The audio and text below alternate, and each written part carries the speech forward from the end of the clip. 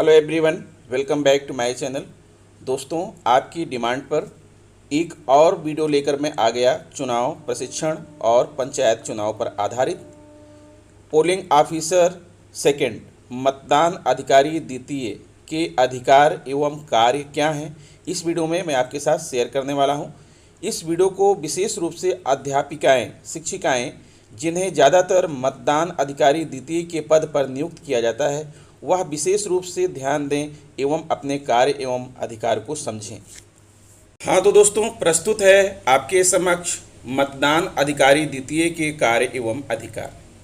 दोस्तों ध्यान दीजिएगा, द्वितीय मतदान अधिकारी मतपत्र और एरो क्रॉस सील का प्रभारी होता है। मतपत्र का मतलब वो है कि जिसको लेकर मतदाता जाता है और जिस पर सील लगाता है, वो मतपत्र वो होता है द्वितीय मतदान अधिकारी के पास। और एरो क्रॉस सील जिससे मतदाता अपना मत प्रस्तुत करता है, वो होता है मतदान अधिकारी द्वितीय के पास। यानी द्वितीय मतदान अधिकारी मतपत्र और एरो क्रॉस सील का प्रभारी होता है। यह मतपत्रों के आवंटन का अधिकारी होगा, अर्थात मतदाताओं को मतपत्र आप ही देंगे। मतपत्रों को जो है फाड़ेंगे, जो कटिंग का निशान जहाँ से बना होगा वहाँ से आप उसे फाड़ेंगे और उसे मोड़ेंगे। पहले खड़ा फिर पड़ा, मोड़ने के बाद आप जो है उसे प्रदान करेंगे मतदाता को एरो क्रॉस सील के साथ। लेकिन ध्यान रखना है कि हमें अलग अलग एरो क्रॉस सील प्राप्त होगी, अलग अलग कलर के जो है मतपत्र प्राप्त होंगे।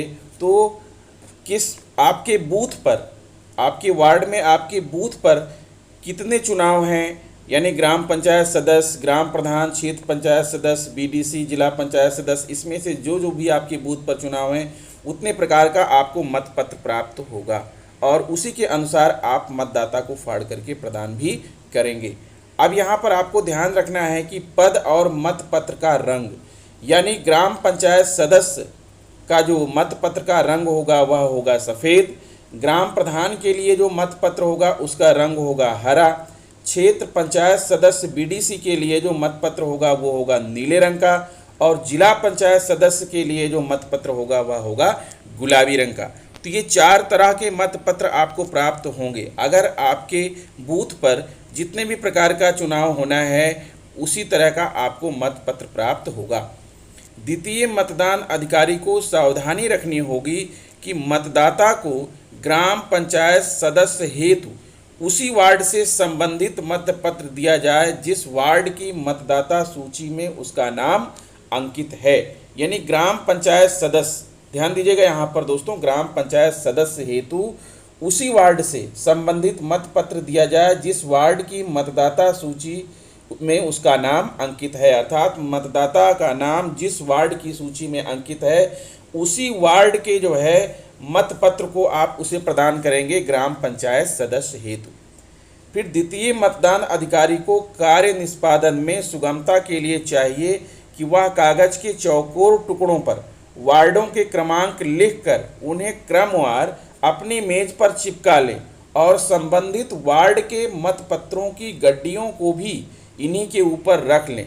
ऐसा करने से सही वार्ड का मतपत्र जारी करने में त्रुटि की संभावना नहीं रहेगी। एक बार इसको फिर से पढ़ लीजिएगा दोस्तों कि द्वितीय मतदान अधिकारी को सावधानी रखनी होगी कि मतदाता को ग्राम पंचायत सदस्य हेतु उसी वार्ड से संबंधित मतपत्र दिया जाए जिस वार्ड की मतदाता सूची में उसका नाम अंकित है।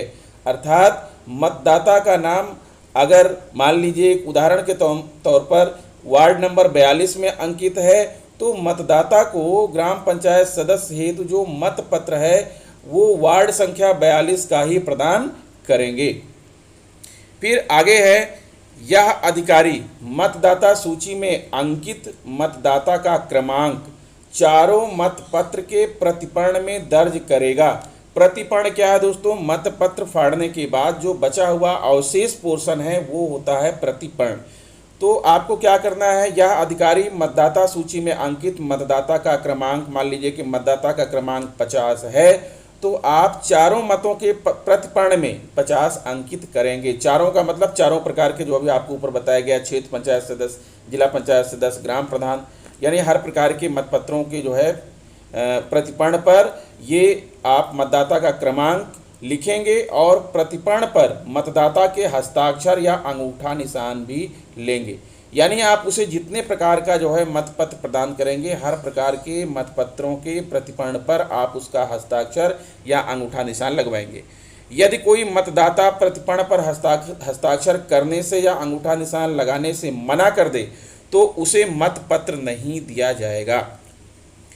प्रतिपर्ण पर हस्ताक्षर कर दिए जाने या अंगूठा लगा दिए जाने के बाद यह अधिकारी मतदाता को मतपत्र मोड़कर देगा। साथ में मत अंकित करने के लिए रबर सील स्याही लगाकर देगा और मतदाता को मतदान कक्ष में जाकर मत अंकित करने हेतु संकेत करेगा। यानी यह कार्य जो है मतदान अधिकारी द्वितीय का है। मतपत्र को मोड़ना है। मतपत्र को कैसे मोड़ेंगे? मतपत्र को पहले खड़ा और बाद में पड़ा करके मोड़ा जाएगा। पहले खड़ा खड़ा आप मोड़ेंगे, उसके बाद पड़ा पड़ा आप उसे मोड़ेंगे। इस तरह से मतपत्र को जो है आप मोड़ करके उसे प्रदान करेंगे। तो इस प्रकार से दोस्तों ये मतदान अधिकारी द्वितीय के कार्य थे। अब आइए थोड़ा सा बात कर लेते हैं मतदान अधिकारी तृतीय का, क्योंकि मैं इसका अलग से कोई वीडियो नहीं बनाने वाला हूँ।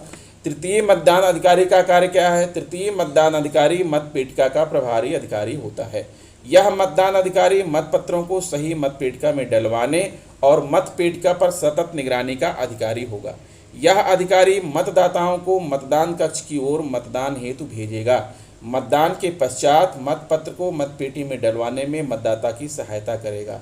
मतदान के पश्चात शीघ्रता से मतदाता को बाहर भेजेगा, जिससे कि मतदान स्थल पर भीड़ न इकट्ठी होने पाए। बीच बीच में पुशर के द्वारा मतपेटी में डाले गए मतपत्रों को अंदर ढकेलता रहेगा, ताकि मतपेटी की पूरी क्षमता का उपयोग हो सके।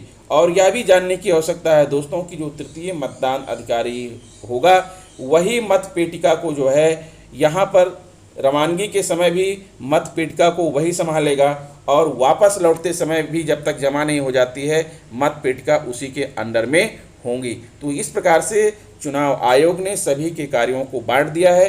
सभी को अपने अपने कार्यों और दायित्वों के प्रति सचेत रहने की आवश्यकता है, ताकि मतदान में किसी भी प्रकार की कोई गड़बड़ी ना होने पाए।